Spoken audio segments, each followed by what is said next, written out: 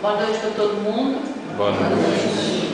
Vocês podem estar se perguntando, porque desse tempo primeiro deixa eu botar um negócio na tela, depois eu divido isso aqui. Acertei. Vocês podem estar perguntando, né, a razão desse tema. Então é sempre bom esclarecer que no mês de outubro, as casas espíritas, as instituições espíritas, de um modo geral, elas focam mais especificamente a figura de Allan Kardec, a obra que ele deixou, as obras básicas, porque outubro é considerado, denominado como mês de Kardec. Por quê? Porque quando ele surge na França, ele renasce na França, ele renasce no mês de outubro.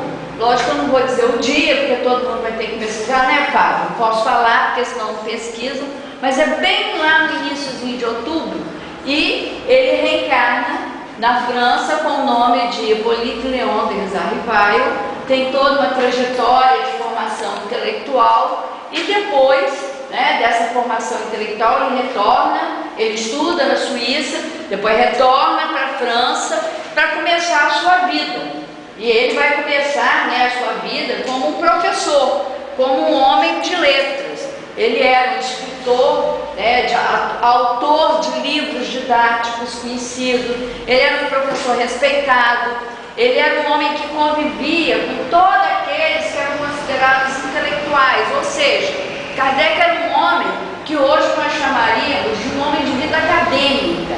Ele vivia no meio dos intelectuais, professores, de pessoas que tinham, né, toda essa atitude, essa ação. O trabalho dele na área da educação é tão importante que ele recebeu um prêmio do governo francês por um projeto, um programa para as escolas públicas da França para o ensino primário. E muito do que ele deixou ainda hoje é aplicado no sistema educacional francês. E nessa época, ele faz um discurso muito bonito de agradecimento, ele recebe uma comenda, ele recebe uma homenagem. Então, toda a vida dele, como Hippolyte Léon, era de um educador, de um homem voltado para as letras, para o conhecimento, para o estudo. Ele tinha um amplo conhecimento. E como um homem da sua época, século XIX, ele estudava outras questões fora da questão simplesmente educacional. Ele estudava a questão do magnetismo, que era alguma coisa que estava surgindo, que tinha retomado pelo trabalho de um médico chamado Anton Mesmer, e ele havia lá em Paris, onde ele morava, um círculo de pessoas que se reunia para estudar essa questão do magnetismo. Como é que era, como é que não era, o que fazia, qual era o seu campo de ação, e Kardec participava desses círculos de estudo. Então ele era um homem intelectual, ele era um homem voltado e participante da vida intelectual. Então ele tinha conhecimentos de filosofia, conhecimentos de matemática, ele tinha um conhecimento muito amplo. E dentro dessa formação, ele não se preocupou jamais, entre aspas, esse jamais, ele não tinha grande preocupação com relação às questões religiosas. Por quê?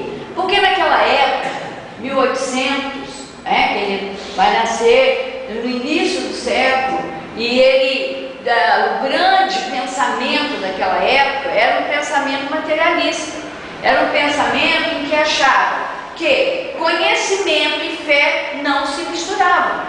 Religião e conhecimento, né, não se misturavam. Não havia como ter a compatibilidade entre o pensamento religioso, que dizia que a Terra era plana, né, que era o centro do universo, e que, né, se a gente andasse sempre numa direção, a gente ia cair no abismo. Daí a ideia do abismo, da queda, né, que tudo girava em torno da Terra, ainda que os cientistas viessem dizendo que não era bem assim, mas o pensamento religioso muito forte, que dominou durante muito tempo, tinha muita dificuldade de se unir ao pensamento da ciência, que estava demonstrando outras coisas. Tanto isso é real que nós vamos ver agora, no século XX, o Papa João XXIII é o último, quando João Paulo II, faz lá que a ciência e a religião precisam voltar a se entender. É uma fala dele. Por quê? Porque havia isso.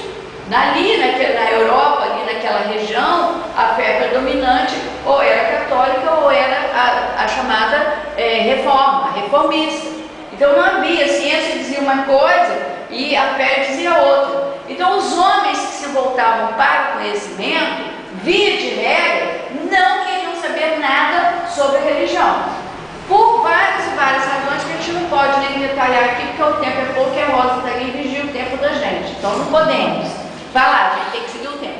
Mas a situação chegou no auge tal que nessa época, né, os intelectuais de França, de Paris, eles fizeram um cortejo, todos os intelectuais, né, mais renomados do país, principalmente Paris, que era o centro intelectual da Europa na época. Eles fazem um cortejo com música. À frente desse cortejo, uma das mais famosas bailarinas do Moulin Rouge, coroada e fachada como a deusa da razão, porque eles não precisavam de Deus, eles tinham a deusa da razão, porque a razão dava conta de responder todo. O grande, um dos grandes pensadores, que era Karl Marx, ia dizer que a religião era o ato do povo, que as pessoas não precisavam de Deus nem da religião, porque isso era um instrumento de poder. Então isso tudo permeava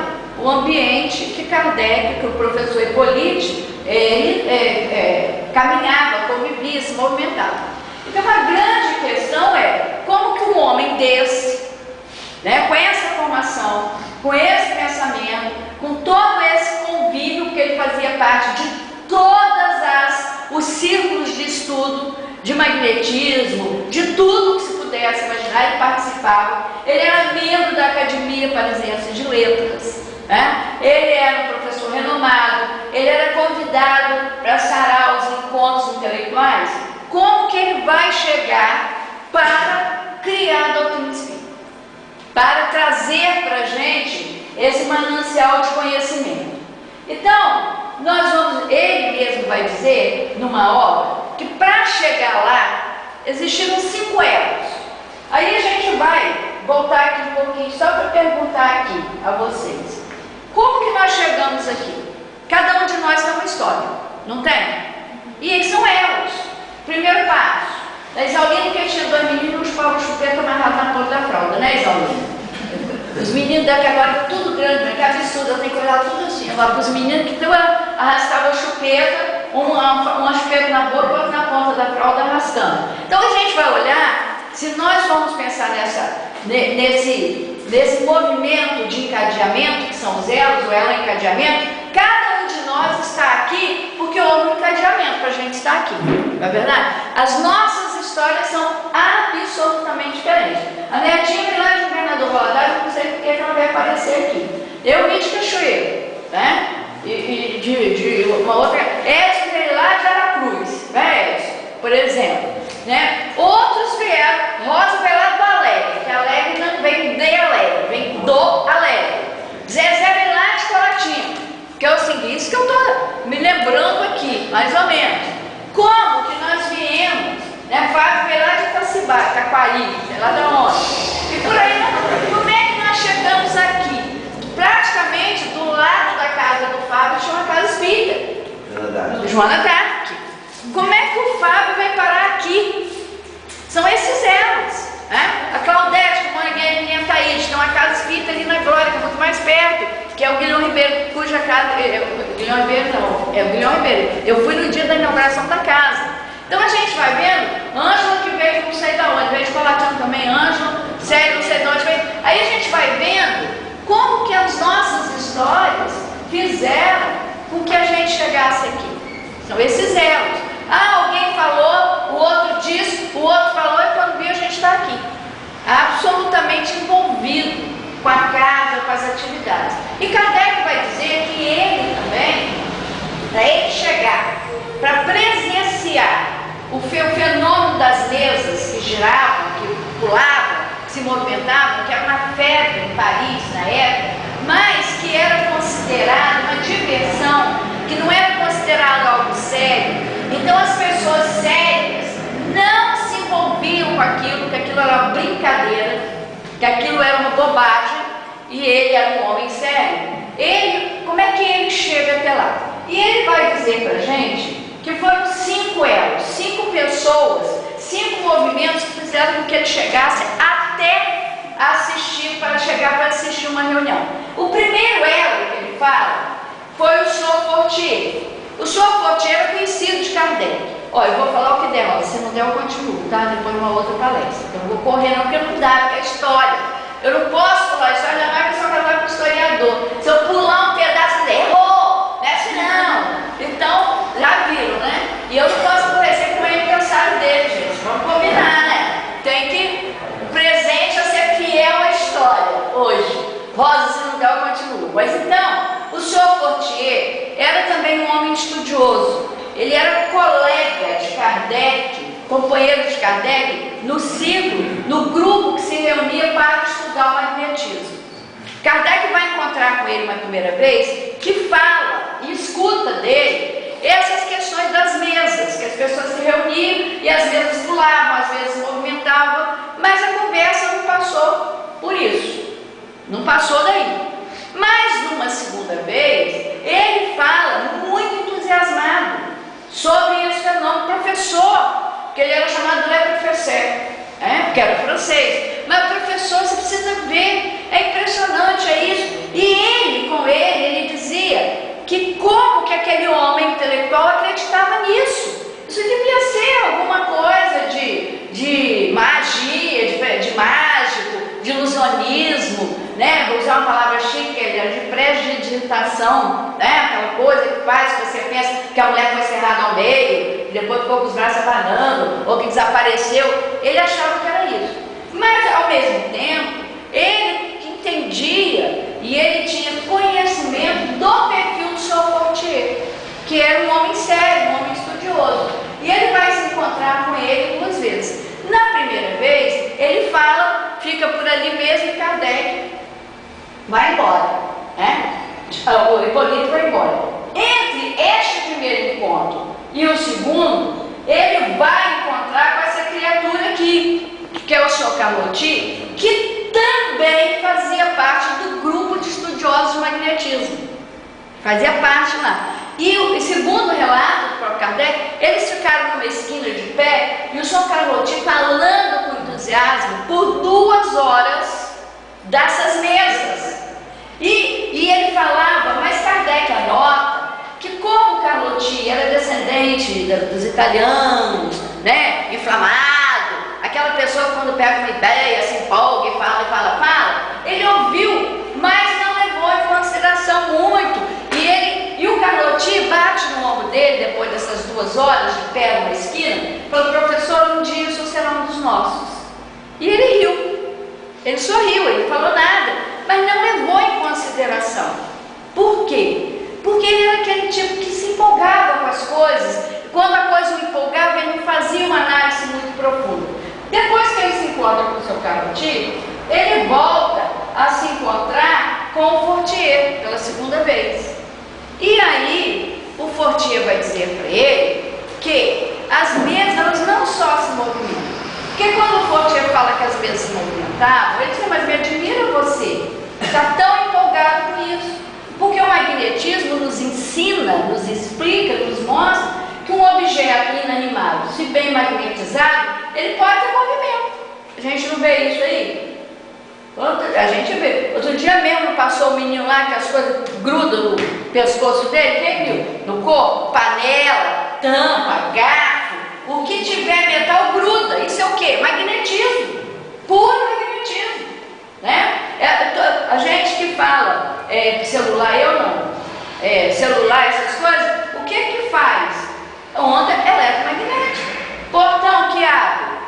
Magnetismo está ali, ondas eletromagnéticas. Então, a gente vê isso, o menino lá com a tampa pegando isso e aquilo, mas nós estamos mergulhados no campo magnético. Por que tem a maré alta e a maré baixa? O magnetismo da Lua com relação à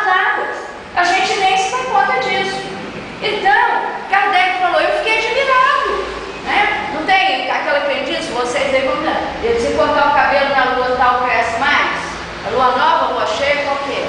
Uma lua aí, se cortar, crescente, né? Tem os índios que contavam as luas para o nascimento das crianças e sempre nascia na primeira lua nova, depois de completado o tempo, e era real isso. Isso tudo é ação magnética, que nós estamos mergulhados. Então Kardec, já naquela época, estudando isso, que o Mesmer tinha trazido, e também não tem sua admiração. Qualquer bom magnetizador vai magnetizar isso aqui e vai fazer se movimentar.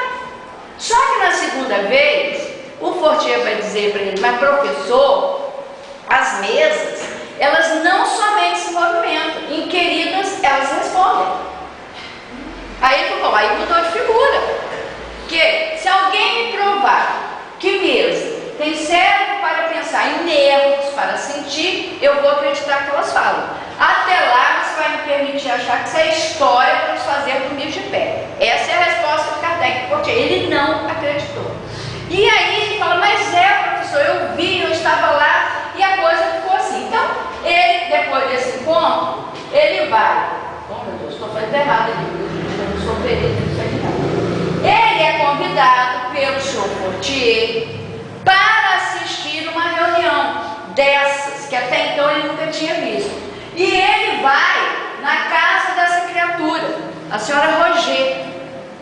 Isso é importante, que é a história da origem da doutrina que nós estamos aqui, da fé que nos toca. Ele vai acompanhando quem? Que o senhor Fortier, nessa segunda conversa, falou com ele, vamos, já que você não acredita, vamos lá. Já que você quer prova, que você quer ver, e vamos lá, você não acredita, você está achando que não é, vamos lá ver. E ele foi. Ele atende ao convite do senhor Fortier e vai para a casa do senhor Roger. Só que nesse dia não acontece nada. E aí ele fica mais desconfiado ainda.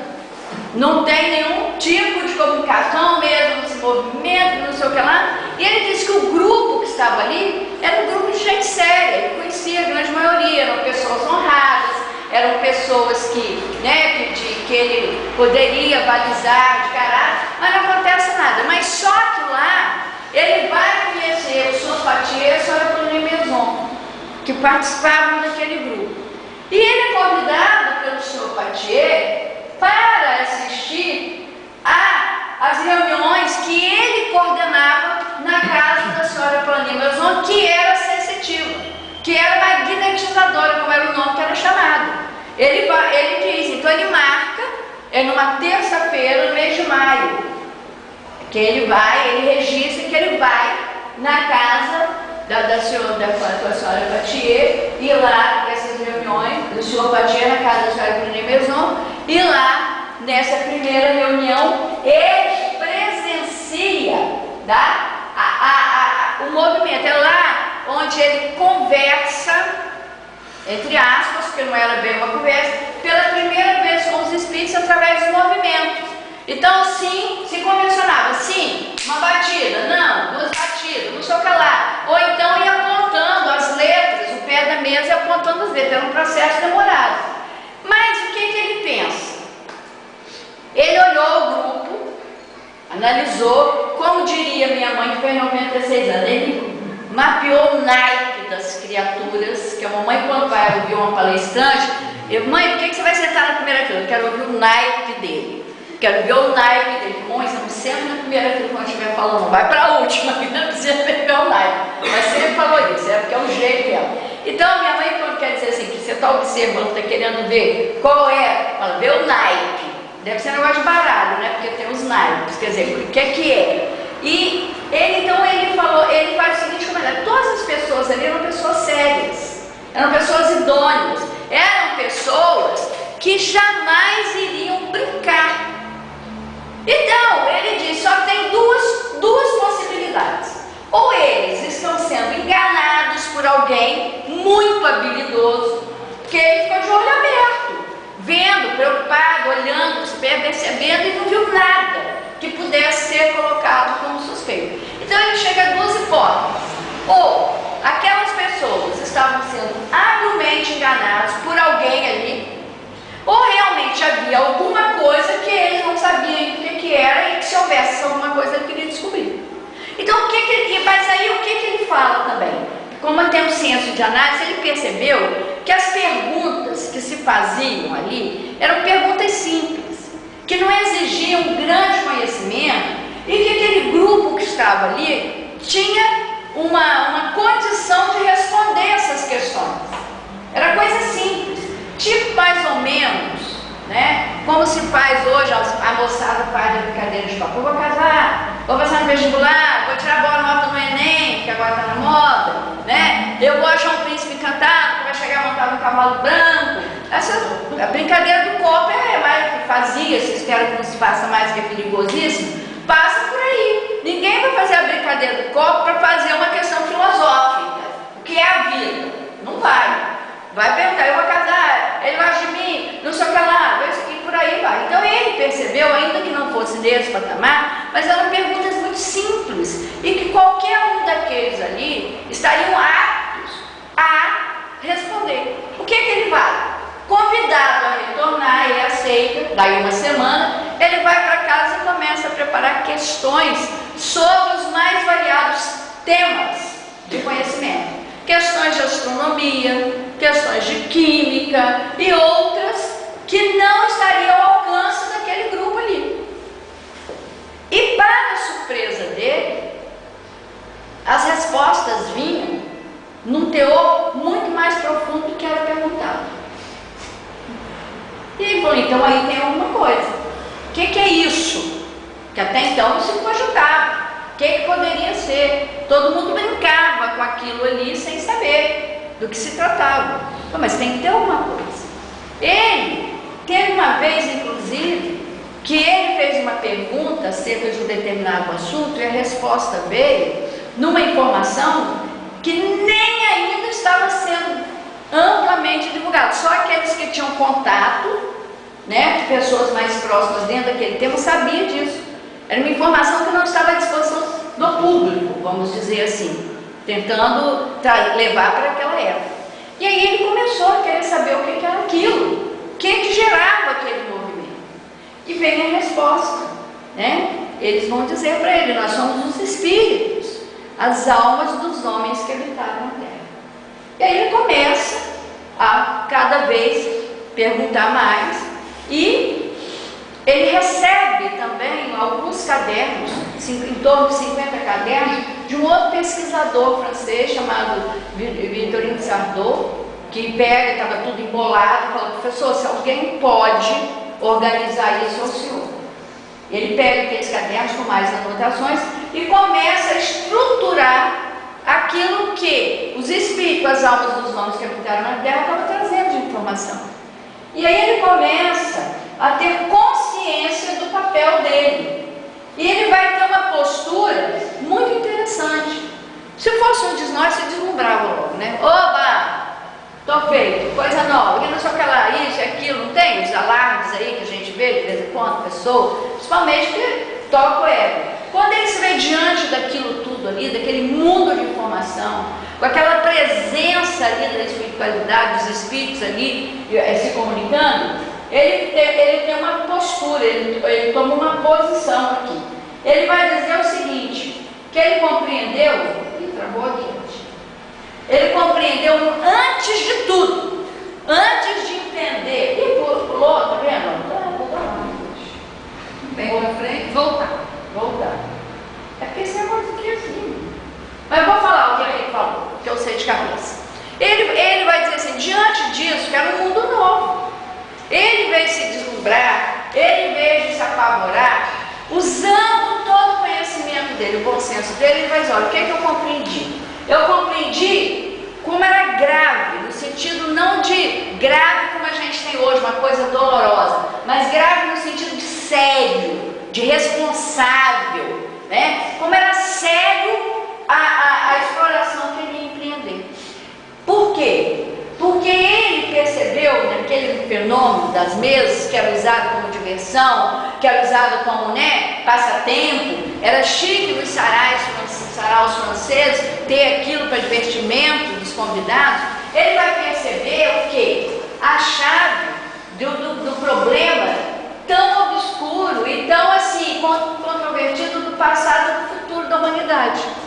Por quê? Os Espíritos vão mostrar para ele, através do ensinamento, de onde nós viemos, o que nós estamos fazendo aqui e qual é o nosso futuro, dependendo das nossas ações aqui. Então ele vai dizer, olha, me deram uma chave em que eu compreendi toda a trajetória, que nós não somos aqui um pedacinho, 50, 60, 70, 80, 90 anos, e continuamos na imortalidade como? De que forma?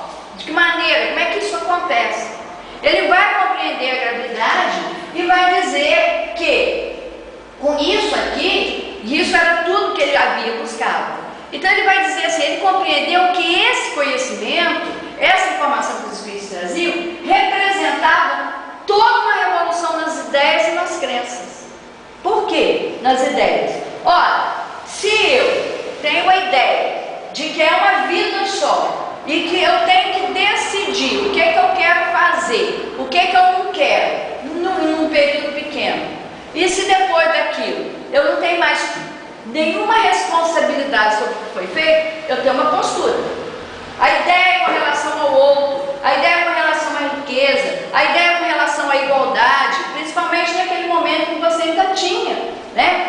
As classes sociais muito diferenciadas. Por que eu vou ser fraterno com o outro? Qual é a razão? Por que eu posso usufruir desse dinheiro sem me preocupar? Então muda todo o conceito, a forma de ver o mundo.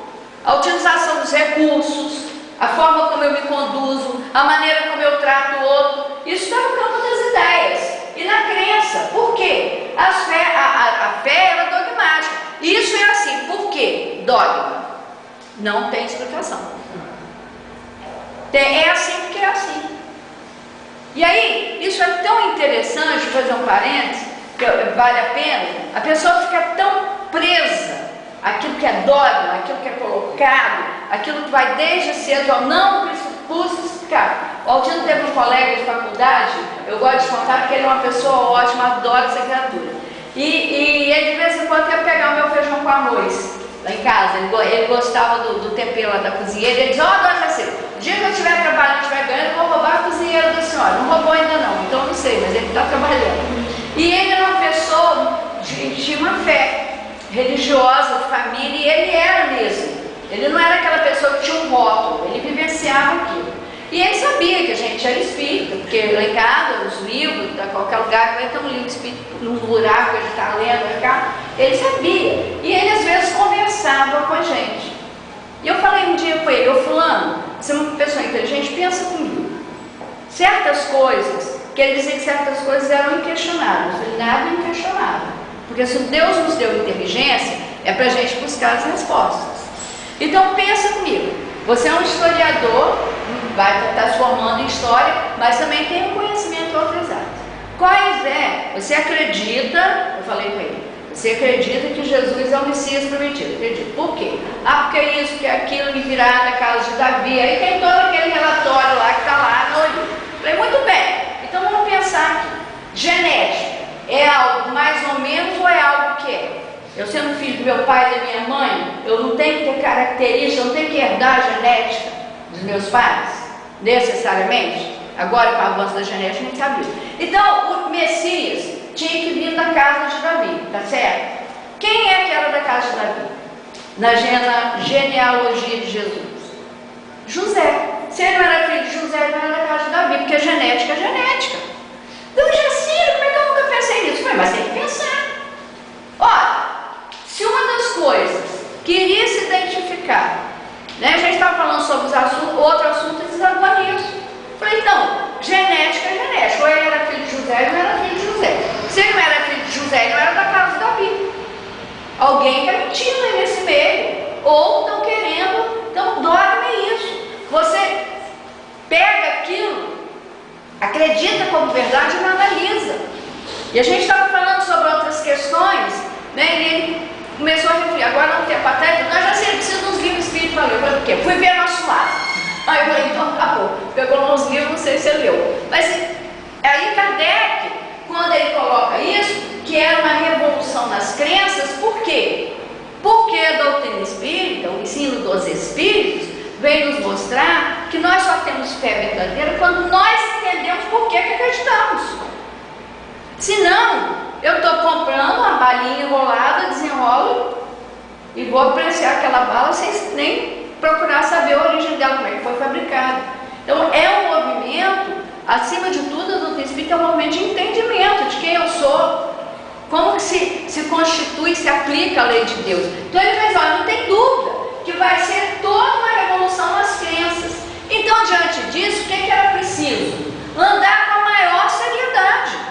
Ele tinha consciência desde o início que ele não podia ser leviano, ser positivista no sentido de procurar mostrar, demonstrar as ideias, a informação dos espíritos, e não idealista, achar que os espíritos falaram, como a gente ainda vê muito hoje, então era assim. Não, ele contestava.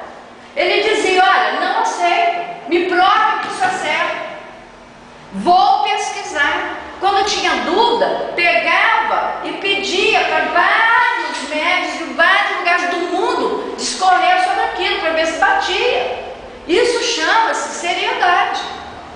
Então ele não ia só porque dizia que os espíritos são ruins, ou ele acreditava, não aceito, definitivamente não tem base. Esse era, porque ele compreendeu isso, a gravidade, uma mudança de postura. Quando a doutrina espírita coloca todas as informações para nós e diz, você é responsável por você, todos os seus atos vão trazer consequências para você, você não é obrigado a fazer nada que não queira, mas saiba que qualquer escolha vai resultar numa consequência. Eu não fico à mercê de nada, eu fico à mercê da minha consciência, de mim mesmo, das minhas escolhas, daquilo que eu acredito, daquilo que eu já entendo. Ninguém dentro de uma casa espírita é obrigado a fazer nada. Faz pela consciência da responsabilidade do compromisso com ele. Então é uma mudança.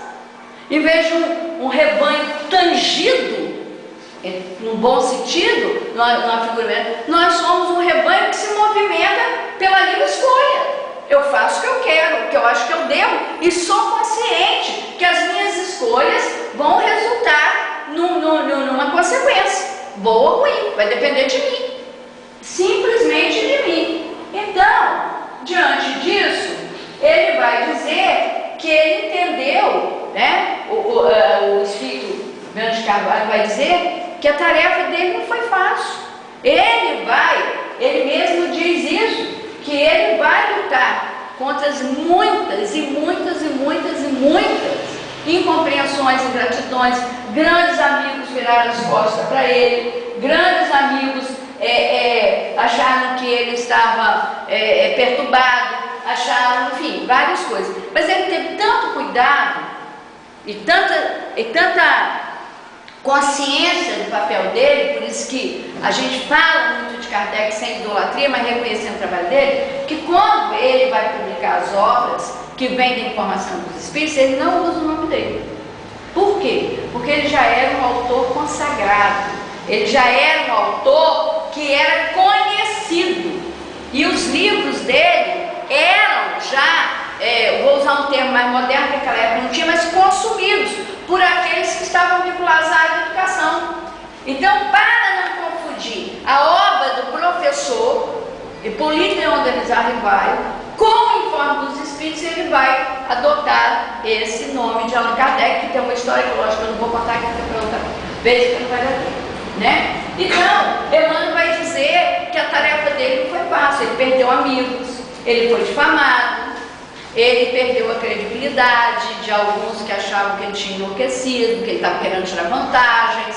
Enfim, a pessoa que ficou ao lado dele foi a esposa dele, a amigo dele, porque quando ele começa a trazer essas informações dos espíritos, ele vai reorganizar o edifício desmoronando a crença.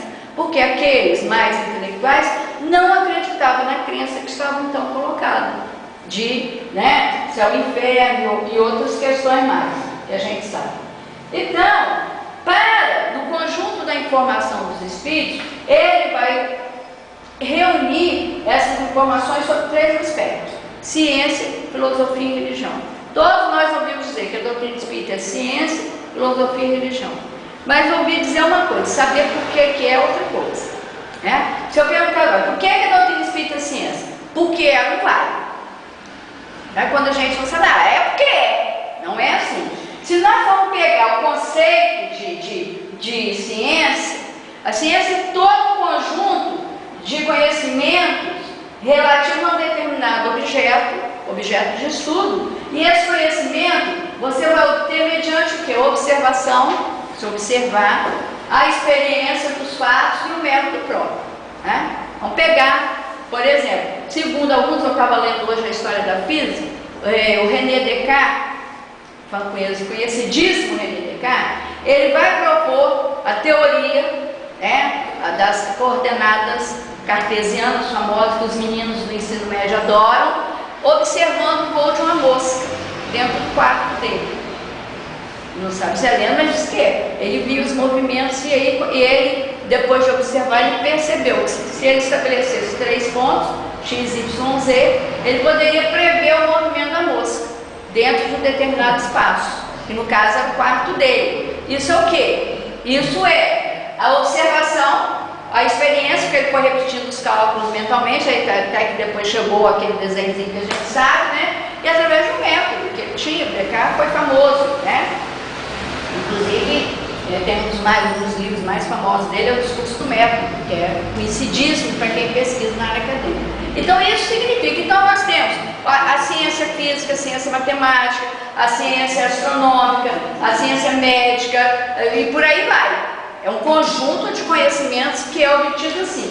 Como que nós podemos dizer que a doutrina espírita é ciência? Por quê? Porque ela também tem um conjunto de conhecimentos obtidos através de estudos de observação, de experiência e de um método que Kardec cria para analisar o quê? Os fenômenos provocados pelos espíritos. O campo da ciência espírita é estudar essa relação que envolve o mundo espiritual com o mundo material.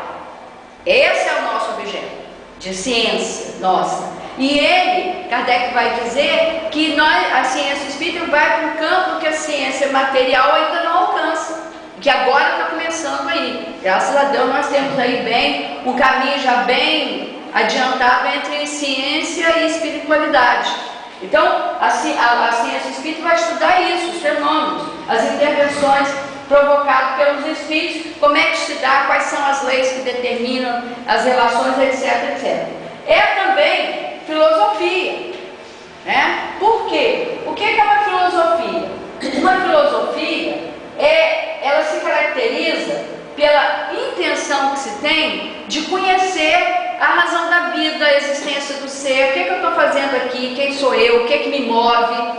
Toda filosofia tem como objeto o ser. Vai pensar o ser e saber de que forma ele pode ser feliz, de que forma ele pode viver melhor, de que forma isso. Aí você tem várias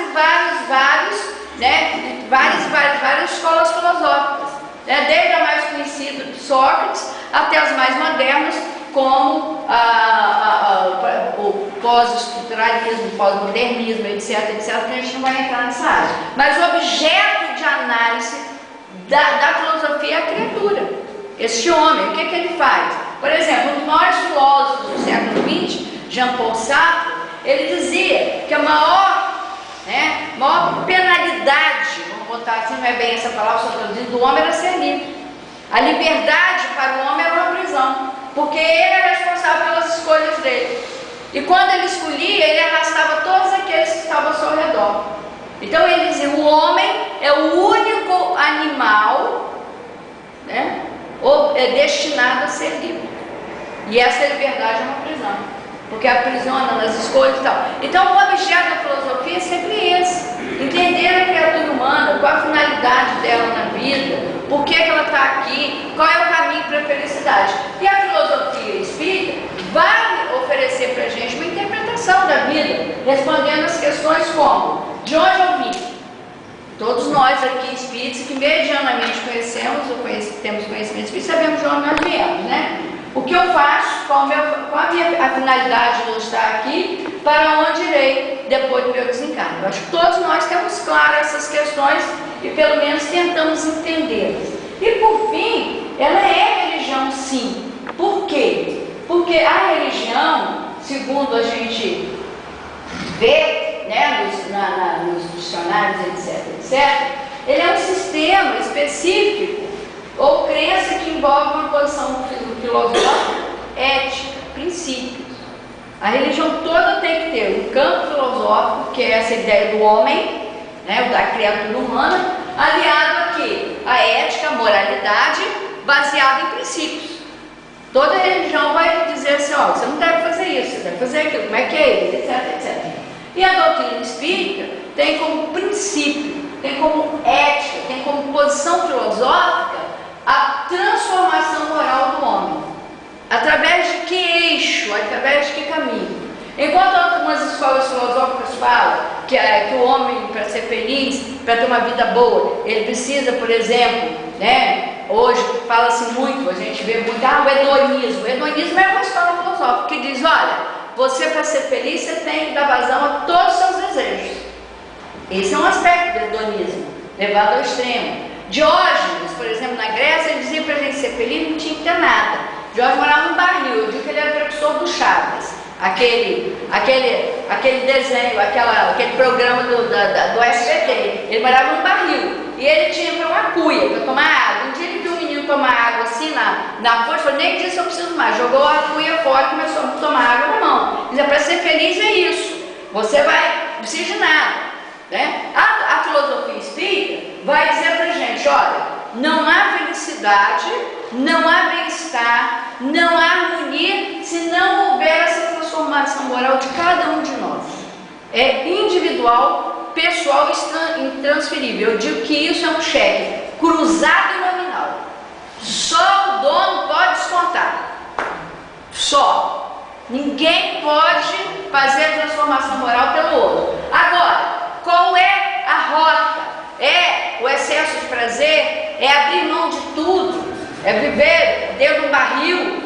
É viver olhando as estrelas, filosofando? Não. O nosso roteiro para a transformação moral são os ensinamentos de Jesus.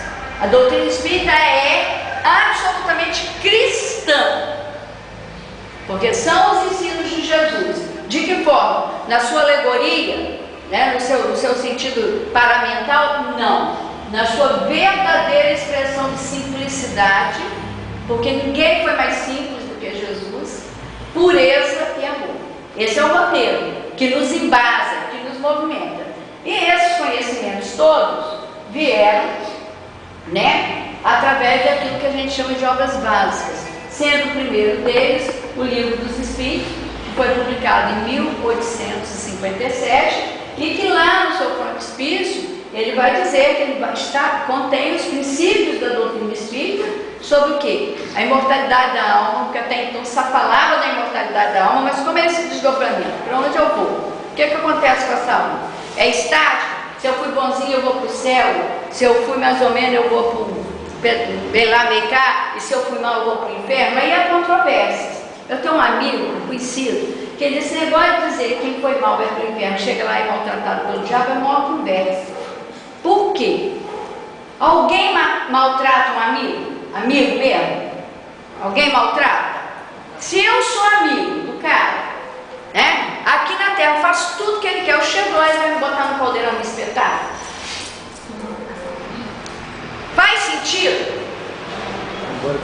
Se eu sou assim com ele, eu faço tudo que ele que diz. Eu sou assim com ele, faço tudo que ele quer, faço tudo de errado. Aí vou lá, vou pro inferno que eu fui mal aqui. Ele vai me tratar uma bandeja de prata, porque eu fiz tudo que ele queria, eu sou amigo dele.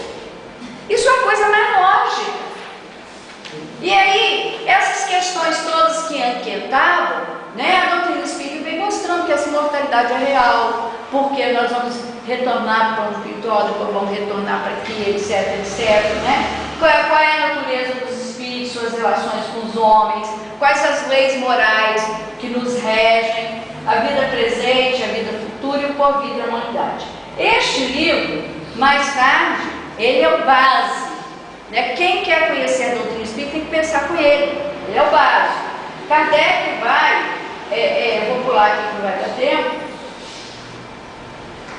Esse livro vai ser desdobrado em 4 outras obras, porque esse livro ele é dividido em 4 partes, tá? Na primeira parte, ele vai tratar das causas primárias, Deus e todo aquele conjunto de princípios, né, primários. Lógico que eu não vou falar não, tá bom, pode deixar, todo vai ver olho de cima. Mais tarde, em janeiro de 68, que é um ano antes da desencarnação dele, essa parte aqui, que vai tratar na generalidade, ele vai esmiuçar nessa obra chamada Gênesis, que é um livro fantástico. E tem coisas lá que é só agora a astrofísica está começando a visualizar e já tem nessa obra. Então a primeira parte do livro dos Espíritos, que ele intitula de causas primárias, depois vai ser desdobrado de maneira mais consistente na obra chamada Gênesis. A segunda parte, que é do mundo espírita, em que ele vai analisar, os espíritos vão trazer para ele o que é o mundo dos espíritos, como é que você faz essa relação de nós que estamos aqui encarnados com os desencarnados, vai ser desdobrado no Livro dos Médiuns, que é publicado em janeiro de 1861, é a segunda obra da codificação. A terceira parte, que vai trazer das leis morais, vai ser desdobrada no Evangelho segundo o Espiritismo, que é publicado em 1864, é a terceira obra da codificação. A quarta parte, que vai falar das esperanças e consolações, vai ser desdobrada no Céu e Inferno, que é publicado em 1865. Então esse conjunto de informações vão dar base segura para a gente poder compreender exatamente quem eu sou, de onde eu vim, o que eu faço aqui, qual o meu papel nessa caminhada terrena. E nós vamos ver, tá? Conforme nos diz aqui, que esse negócio está aqui em Bela Casa, agora já vai pôr tudo, vai ser não coisa não. Tá? Que Kardec vai ter uma postura muito interessante. Ele compreendendo, e eu me lembro de uma fala da doutora Ivênia Prada, que é uma médica veterinária, espírita, impressionante. Ela diz assim, olha, uma coisa que nós vamos entender, os princípios, a estrutura básica da doutrina, ela é granítica. Quem eu sou, de onde eu vi, a imortalidade da alma, os princípios fundamentais da doutrina de Deus, a imortalidade da alma, a lei da reencarnação, a comunicação, né, mediunidade, comunicação entre os 2 planos, a pluralidade do mundo habitado, né, a lei de causa e efeito, isso é granítico. O que a doutrina vai fazer, e tem feito, é agregar os novos conhecimentos que a ciência nos traz hoje. Então hoje, por exemplo, é muito mais fácil da gente compreender determinados aspectos com relação com as informações que a ciência tem nos trazido, coisas que estão lá nas obras básicas. Até agora, nós não vimos nada na obra básica que se contradiga, mas Kardec, lá na Gênesis, vai fazer uma afirmativa que nós devemos ficar muito atentos. Então ele vai dizer assim, ó, o Espiritismo não estabelece como princípio absoluto. Vamos lembrar dos advérbios, que eles têm um valor muito próprio na construção da linguagem, na construção da fala. Então, como princípio absoluto, quer dizer, fecha a questão. Princípio absoluto é isso, fecha a questão. E é isso e acabou. Né? Então, ele vai dizer que o Espiritismo não estabelece como princípio absoluto, senão o que se acha evidentemente demonstrado ou que ressalta logicamente da observação. Então, qualquer princípio espírita é resultado daquilo que foi demonstrado de forma evidente ou que ressaltou da observação lógica, caminhando a par com o progresso. O Espiritismo jamais será ultrapassado. Por quê? Se novas descobertas lhe demonstrassem estar em erro acerca de um ponto qualquer, ele se modificaria nesse ponto. Se uma verdade nova se revelar, ele a aceitará. Essa é a posição da doutrina espírita. E aí a gente fica pensando assim, há alguns anos atrás, no início da década, lá no final da década de 60, década de 60 do século passado, foi publicado um livro pela psicografia do Chico, né? E o autor espiritual era André Luiz, e ele tem um capítulo, não vou falar qual livro não precisa se preocupar, depois vocês pesquisem lá no São Google. Ele tem um capítulo que falava sobre a epífise, ou a pineal, a glândula pineal. Que até então, até aquela época, a ciência batia pé, jurava de pé junto, ou como dizia um amigo meu, jurava com a mão na Bíblia de pé junto, que a pineal só tinha finalidade até a adolescência. Nós que somos mais velhos ouvimos isso. Ela só não foi extirpada, como andou uma época de se extirpar a amígdala, apêndice, porque ela fica aqui, ó, uma região intracraniana, uma penetração dificílima. Hoje até nós estávamos ouvindo alguma coisa sobre isso, que o Mauro deu um toque pra gente. Então a pineal, depois da adolescência, não tem finalidade nenhuma. Essa era a posição da ciência.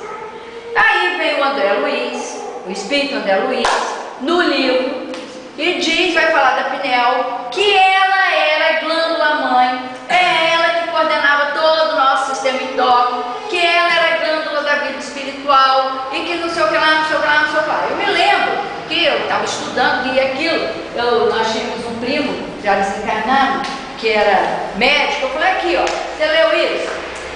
Pode mandar internar, quem escreveu isso é doido, não sabe de nada, tá por fora, que não sei o que lá. Aí fez uma brincadeira, ele era muito brincalhão, onde nós estávamos presentes nessa conversa. Isso aí não vale nada, isso aí que é literatura mesmo para espírita, que não sei o que lá e tal. Agora, qual é a posição da ciência mesmo com relação à pineal, hein, gente? É a glândula que coordena todo o sistema endócrino, é fundamental para o funcionamento do cérebro, faz isso, faz aquilo. Peguem lá e vocês vão ver tudo aquilo que em 60 André Luiz coloca no livro. A ciência veio agora, no final do século XX, trazer essa informação. Por exemplo, um outro exemplo muito interessante, há uma pergunta no livro dos Espíritos perguntando se existe o vácuo, se é o vácuo, e os Espíritos vão responder que não, que nós achamos que é o vácuo porque esse espaço era constituído de uma substância, de uma matéria que os nossos equipamentos não tinham condição de registrar. Também foi o caos na parte da física. Há 5 anos atrás, um grupo de cientistas declarou, inclusive tem um artigo que foi publicado em uma das revistas mais conceituadas desse ramo de conhecimento, que não há vácuo. Aquilo que nós achamos que é vácuo é matéria escura que nós não temos equipamentos capazes de identificar. E mais, que 96% do universo é formado dessa matéria escura, nós só conhecemos 4%. Segundo meu marido, que gosta muito desse negócio da astronomia, eu estou confiando na informação dele, mas eu li no meu outro dia. Só conhecemos 4%. 96% é essa matéria escura. Aí vem os espíritos e dizem, tudo que é material tem uma única origem, fluido cósmico universal que vai se transformando. Vem a ciência hoje e diz, tudo que é matéria tem uma única fonte. É isso que eles estão buscando lá no bóson de Higgs. Então a gente vê que é uma coisa que são informações que não é para envaidecer a gente, é para dar tranquilidade. Se nesses aspectos a doutrina está coerente com o que está avançando, por que ela não estaria também coerente quando ela traz Jesus como modelo e guia para nós? Qual é o ser mais perfeito que pode servir de modelo e guia para o homem? Jesus. Está lá no livro dos Espíritos. Então nós temos que entender isso. A grandiosidade dessa doutrina é resultado do trabalho dessa criatura dedicada. Se nós podemos ter esse olhar sobre essas afirmativas da ciência e da filosofia, cada vez mais se aproximando do pensamento da ciência espírita e da filosofia espírita, nós também temos que ter essa tranquilidade e coerência com relação ao aspecto religioso na figura de Jesus, como grande exemplo, como sendo ele o caminho, a verdade e a vida, para que a gente possa encontrar a serenidade e a paz. É isso que é doutrina, mais do que se vangloriar, com essa segurança, com essas revelações. Nós devemos ter em mente a responsabilidade que nós detemos com a compreensão do Evangelho à luz desses esclarecimentos. Então eu gostaria de encerrar com esse texto do grande amigo espiritual Emmanuel, que ele vai nos dizer o seguinte: irmãos, lembremos-nos sempre de que o Espiritismo Visto pode ser somente fenômeno. Ouvido pode ser somente consolação. Vitorioso pode ser somente festividade. Estudado pode ser apenas escola. Discutido pode ser somente sectarismo. Interpretado pode ser apenas teoria. O espiritismo propagado pode ser somente movimentação. Sistematizado pode ser apenas filosofia. Observado pode ser somente ciência. O espiritismo meditado pode ser apenas doutrina. Sentido pode ser somente crença. Não nos esqueçamos, porém, de que o espiritismo aplicado é vida eterna com eterna libertação. A codificação realizada por Kardec trouxe ao mundo uma chave generosa, cuja utilidade se adapta a numerosas formas. Escolhamos com o apóstolo que hoje recordamos, que é Allan Kardec, o caminho da aplicação. Trabalho, solidariedade e tolerância. Esse era o lema de Kardec na sua proposta como codificador. De coração elevado a Jesus, não temos por agora divisa mais nobre a recordar do que trabalho, solidariedade e tolerância. Viveia na fé consoladora. O Espiritismo é sol, brilhai na sua luz. Que Jesus nos abençoe.